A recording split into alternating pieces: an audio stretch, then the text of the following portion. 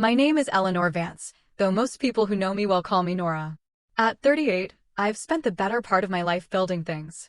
Not just the sustainable, green-certified buildings that my Boston-based architectural firm, Verdant Futures, is known for, but also walls around my own heart. It was a defense mechanism I'd learned early on, a necessary architecture for navigating the landscape of my own family.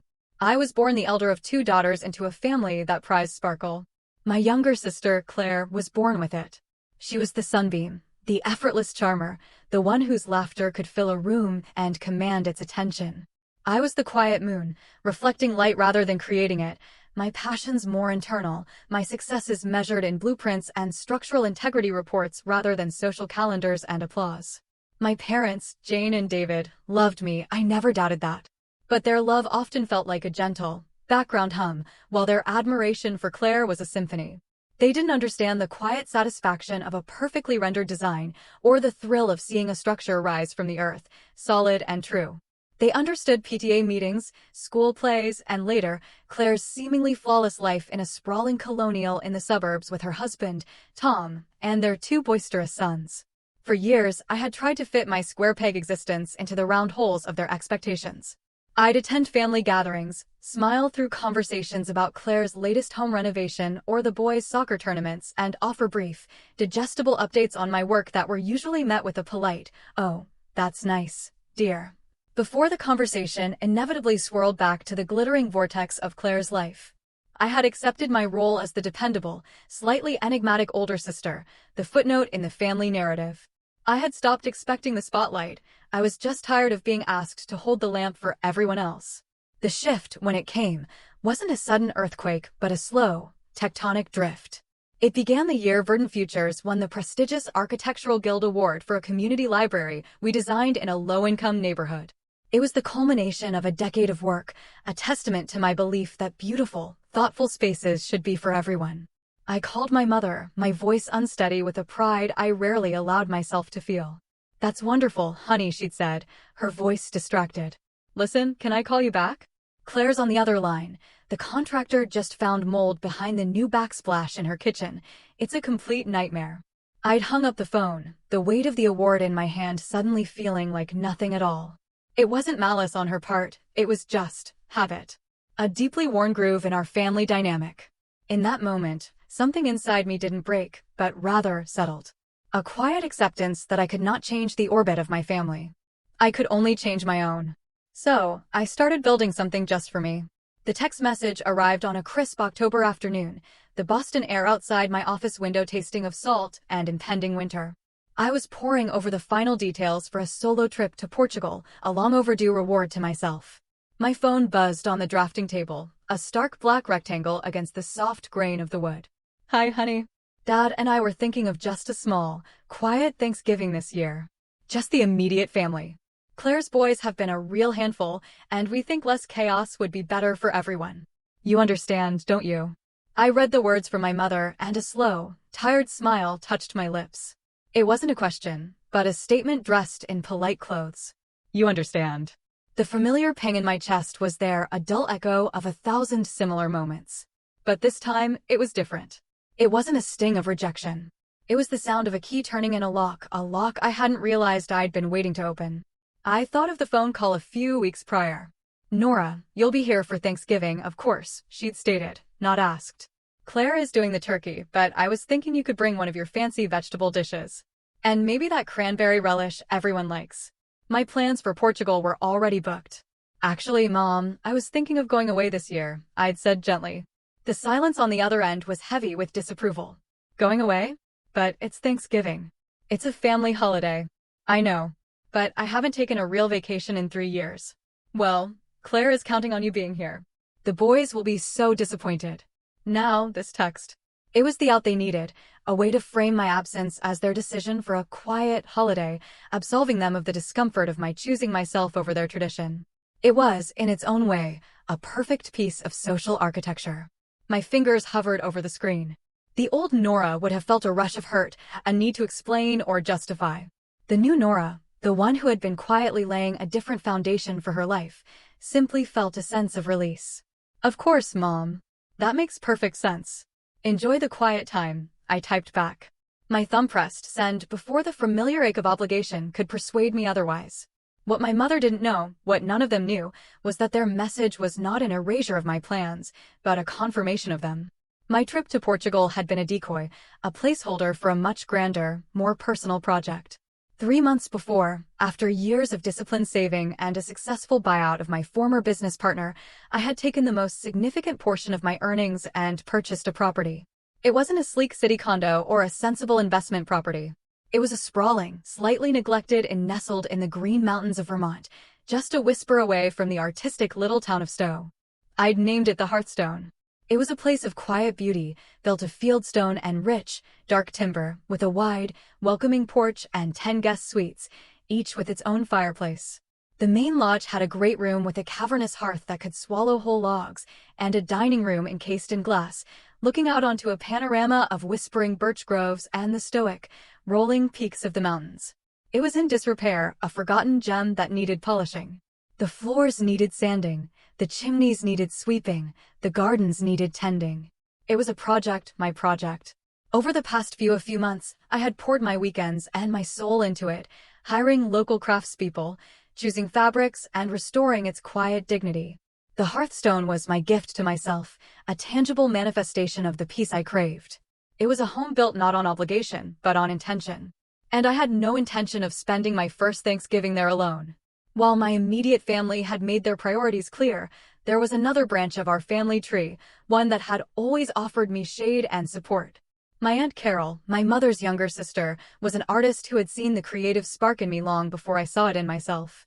She was the one who bought me my first set of professional drafting pencils and told me that building worlds on paper was a form of magic. Her husband, my Uncle Ben, was a retired woodworker who had taught me the difference between a mortise and a tenon joint, who smelled of sawdust and quiet confidence, and who had attended my college graduation when my father claimed a last-minute business meeting was too important to miss. Then there were my cousins, Liam and Maya. We were the trio that had always felt slightly out of step with the rest of the family's rhythm. Liam, a literature professor with a kind heart and a wry sense of humor, always remembered the anniversary of my firm's founding.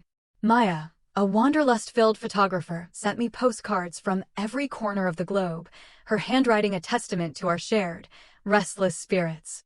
They were the ones who saw me, not as an accessory to Claire's life, but as the protagonist of my own.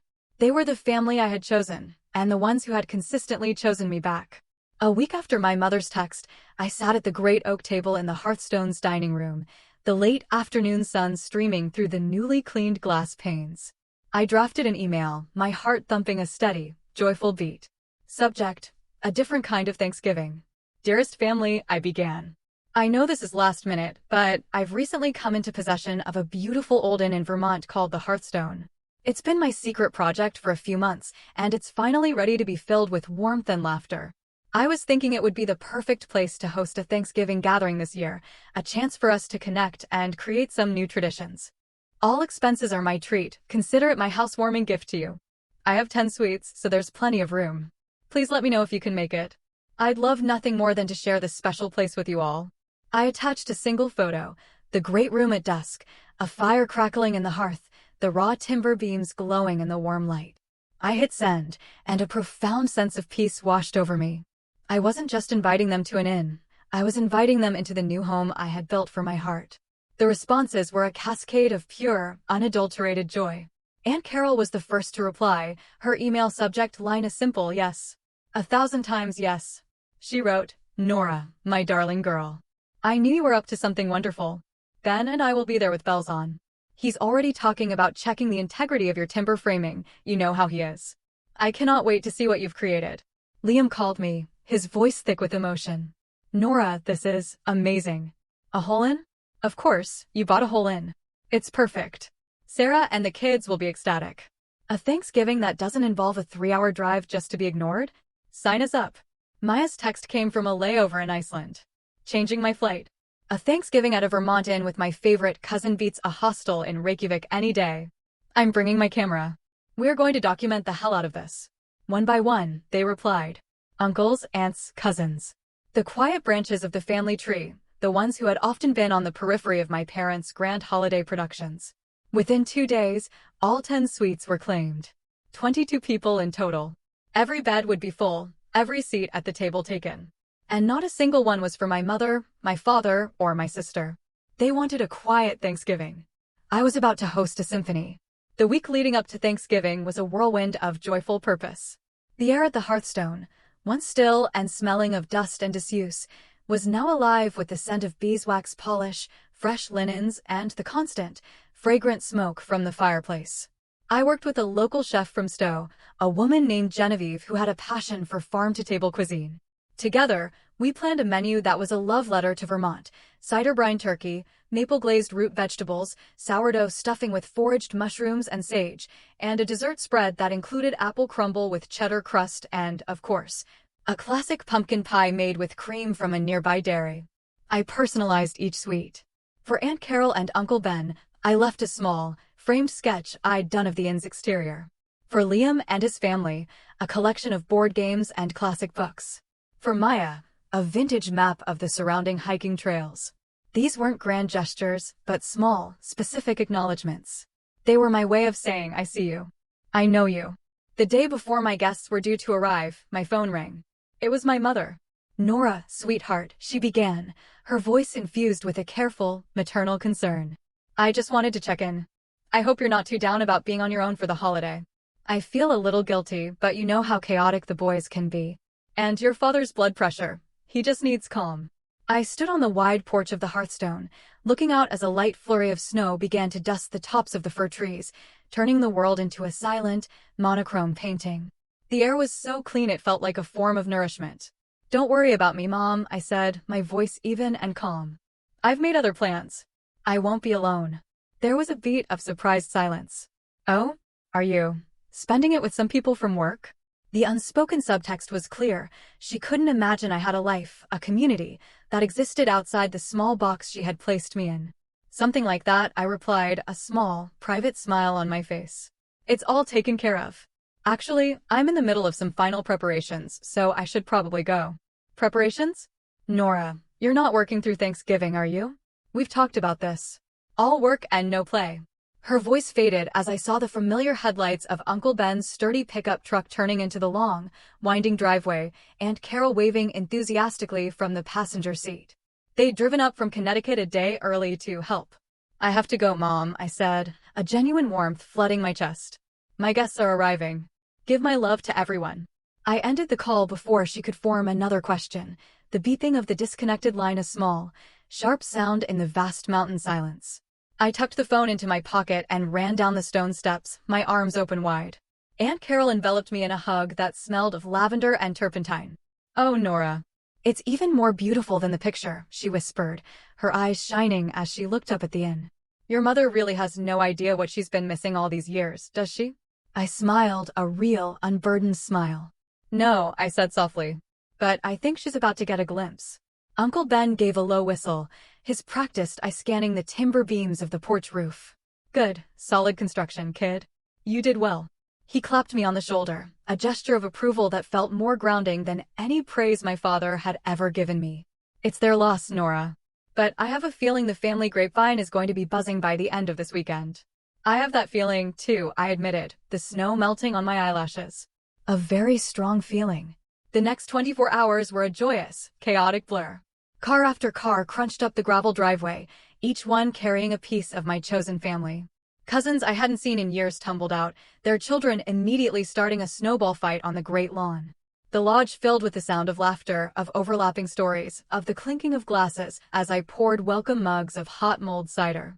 The air became thick with a warmth that had nothing to do with the roaring fire. It was the heat of belonging. On Thanksgiving Eve, we all gathered in the great room. The fire crackled, the snow fell softly outside the glass walls, and the room was filled with the gentle hum of happy conversation.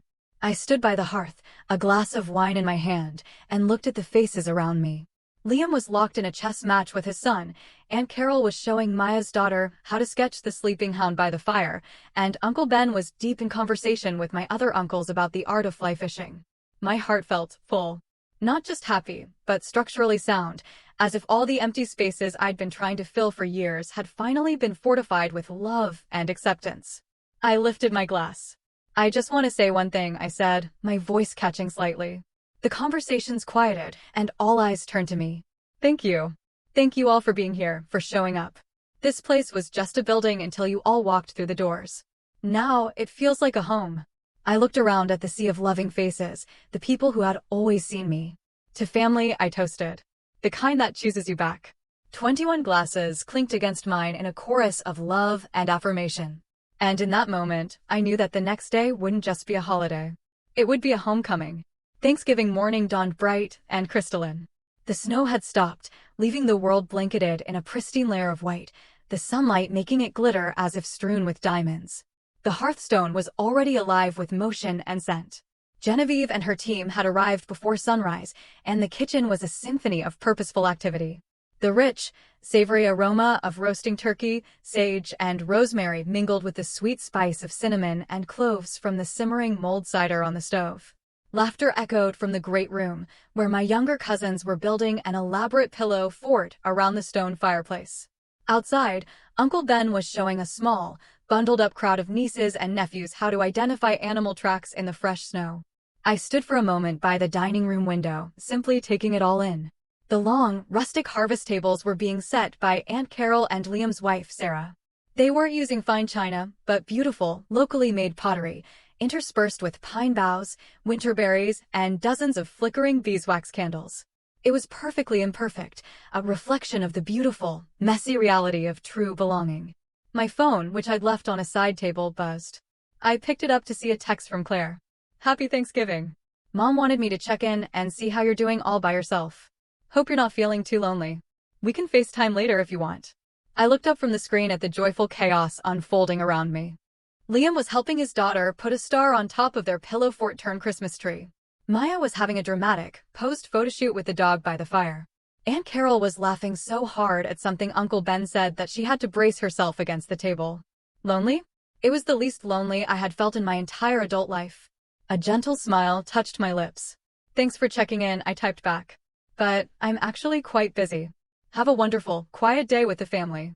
I put the phone on silent and slipped it into my pocket, turning my attention back to the vibrant, living portrait in front of me. Just as Genevieve announced that the appetizers were ready, a man with a friendly face and a camera bag slung over his shoulder arrived. It was Benji, the local photographer Maya had recommended. He moved through the rooms with a quiet, unobtrusive grace, his lens capturing not just posed smiles, but the moments in between, the shared glance between Aunt Carol and Uncle Ben, the way Liam's son looked at his father with pure adoration, the steam rising from a mug of cider held in mittened hands. This is something special, he said to me, showing me a preview on his camera's small screen. It was a shot of the dining room, the golden afternoon light streaming through the glass walls, illuminating the faces of my family as they laughed and talked around the table. You can't fake this kind of warmth. It's real. Yes, I said, my heart swelling. It is. Just as we were about to sit down for the main course, my phone began to ring, the vibration a dull thrum against my leg. I saw my mother's name on the screen. Excusing myself, I stepped out onto the cold, quiet of the side porch. Nora, sweetheart, she began, her voice bright and a little strained. I know you're busy, but are you sure you don't want to pop over for dessert? Claire made her famous pecan pie. There's plenty. I could hear the clatter of silverware and the high-pitched squeal of one of my nephews in the background. From where I stood, I could see through the dining room window as Uncle Ben carved the magnificent, golden brown turkey, a crowd of family members looking on with hungry anticipation. That's so sweet of you, Mom, but I'm actually in the middle of hosting dinner myself, I said, the words feeling both strange and wonderful on my tongue. Can I call you back? Hosting? The word was filled with genuine confusion. Hosting who? The sounds of laughter and clinking glasses from my dining room must have carried through the phone, because she paused. Where are you, Eleanor? It sounds like there's a party. I took a deep, cleansing breath of the cold mountain air. I'm in Vermont, I said, a smile in my voice. I bought a little inn up here a few months ago. It's called the Hearthstone. The silence on the other end of the line was absolute. It stretched for a long moment, a vast, empty space. Then, her voice, small and sharp. You bought an inn? In Vermont? Why on earth didn't you tell us? I looked out at the snow-covered mountains, their peaks tinged with the soft pink of the setting sun. My old self would have been defensive. My current self simply felt clarity. Honestly, Mom, it never felt like the right time, I said gently. You and Dad and Claire have been so wrapped up in your own world. I didn't want to be a bother. I glanced back at the warm, glowing scene in the dining room. Besides, I didn't want to disrupt your plans for a quiet Thanksgiving. There was another pause, this one crackling with an emotion I couldn't quite name. It was a mix of shock, hurt, and perhaps a dawning awareness. Who are you hosting, Nora? She asked again, her voice tight. Oh, just family, I said, letting the words hang in the air. Aunt Carol and Uncle Ben are here. Liam and his family drove up from the city. Maya changed her flight from Europe to make it. Uncle Mark and Aunt Susan and all their kids, too. I paused, letting the weight of the name settle. Actually, everyone's here. Everyone except you, Dad, and Claire. I could almost hear her breath catch, a tiny, sharp gasp. Everyone? They're all there? With you? Yes. They've been here since yesterday, I said, my voice still calm, still gentle. We've been having a wonderful time. We did a hike this morning, and we have a sleigh ride planned for tomorrow. The silence that followed was different. It wasn't empty. It was heavy, weighted with the sudden, crushing realization of what had happened. But they always come to our house for Thanksgiving, she finally whispered, the words sounding fragile and lost. It's tradition. A wave of compassion washed over me, unexpected and profound. I wasn't gloating. I was simply stating a truth that had been a long time coming. Things change, Mom, I said softly. Sometimes, traditions need to evolve. People go where they feel seen, where they feel truly wanted. That's not fair, Eleanor. We just wanted. I need to go, Mom, I interrupted, but my voice was kind. Genevieve is about to serve dinner, and I don't want to miss the toast. I took a breath. I hope you all have a lovely evening. I ended the call and stood for a moment longer in the cold, watching my breath plume in the twilight air. I felt a sense of peace, of a difficult but necessary thing done. A quiet knock came from the door behind me. It was Aunt Carol, her eyes soft with understanding. Let me guess, she said, wrapping a warm shawl around my shoulders. Your mother finally realized there was another party she wasn't invited to. I nodded, leaning into her comforting presence. She did. Good, Aunt Carol said, her voice firm but loving. It's about time she understood that you are not a background character in someone else's story, my dear. You are the entire, magnificent book. She pulled me into a hug, and as I walked back into the warm, bright, noisy dining room, I felt a sense of rightness, of a world that had finally, after a long time of being off-kilter, been set back on its proper axis. The rest of the afternoon passed in a haze of warmth and contentment. The food was exquisite, a feast that nourished the body as much as the company nourished the soul. Laughter flowed as freely as the wine, and stories were passed around the table like serving dishes. My phone buzzed in my pocket several times, missed calls from my mother, my father, a string of texts from Claire, but I ignored them. I stayed present, soaking in every moment. I listened to Uncle Ben tell a rambling, hilarious story about building a canoe in his garage. I watched Maya's daughter, 8-year-old Chloe, sneak a second piece of pie when she thought no one was looking. I laughed as Liam tried to deliver a heartfelt toast and was heckled mercilessly by his siblings. This, I thought, as Benji's camera flashed, capturing the scene. This is what it feels like to belong. This wasn't just my Thanksgiving. It was ours. And it was more than enough. The morning after Thanksgiving, I woke to a world reborn. The sky was a brilliant, cloudless blue, and the sun on the snow was so bright it was almost blinding. The scent of coffee and sizzling bacon drifted up from the kitchen, a cheerful invitation to the day. From my balcony, I could see a small group of cousins already gathered on the deck below, mugs steaming in their hands, while their children, bundled like miniature astronauts, were already engaged in an epic construction of a snow fortress. My phone, which I'd plugged in to charge overnight, was a minefield of notifications. Benji, true to his word, had already edited and sent a preview gallery of photos. They were stunning. He hadn't just captured images, he'd captured feelings. There was a photo of the dinner table, glowing under the string lights, the mountains a majestic, purple silhouette behind us. There was a candid of me, laughing with my head thrown back at something Uncle Ben had said. There were shots of the kids, their faces flushed with cold and joy, making snow angels. Just as I knew they would, the photos had begun their journey across the digital family grapevine. Maya was the first to post, a single, breathtaking shot of the candlelit dinner table. Her caption read, "Sometimes, home isn't a place you are from, but a place you are welcomed." An unforgettable Thanksgiving at the hearthstone. Thank you, Nora Vance, for creating the magic. Aunt Carol followed with a full album, titled The Hearthstone Gathering. Her caption was more pointed, but still full of love. So grateful for a holiday filled with genuine connection and warmth. A beautiful reminder that the best traditions are the ones filled with love, not just obligation. When one door closes, a beautiful, hand-carved one opens in the mountains of Vermont. The comments began to roll in, a digital tidal wave. Friends of my parents, members of their country club, people from their church. Wow, this looks incredible, Jane. Why didn't you tell us you were going to Vermont? Robert, is this your family? Where are you? What a stunning place. Who is the hostess? The first call came from Claire. Her voice was a strained mixture of indignation and hurt.